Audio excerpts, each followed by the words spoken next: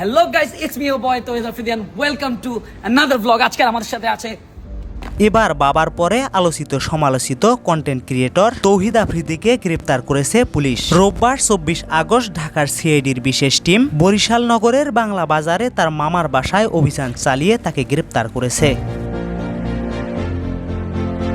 বিষয়টি আমাদেরকে জানান বরিশাল মেট্রোপলিটন পুলিশের পুলিশ কমিশনার মোহাম্মদ শফিকুল ইসলাম। তিনি বলেন, রোববার রাত 10:30টার সময় ঢাকার সিআইডি টিম এসে তার মামার বাসা থেকে তাকে গ্রেপ্তার করে ঢাকার উদ্দেশ্যে নিয়ে গেছে। এর আগে গত 17 আগস্ট তৌহিদ আফ্রিদিকে গ্রেপ্তারের জন্য সরকারকে আলটিমেটাম দিয়েছে জুলাই রেভলিউশনারি অ্যালায়েন্স জেআরএ। সংগঠনটির ফেসবুক পেজে এক পোস্টে দাবি করা হয়েছে, আফ্রিদি শুধু বর্তমান সরকারের সময়কালের নয়, 15 আগস্টের আওয়ামী লীগ ক্যাম্পেইনের সময় অর্থ সরবরাহের সঙ্গে যুক্ত ছিলেন।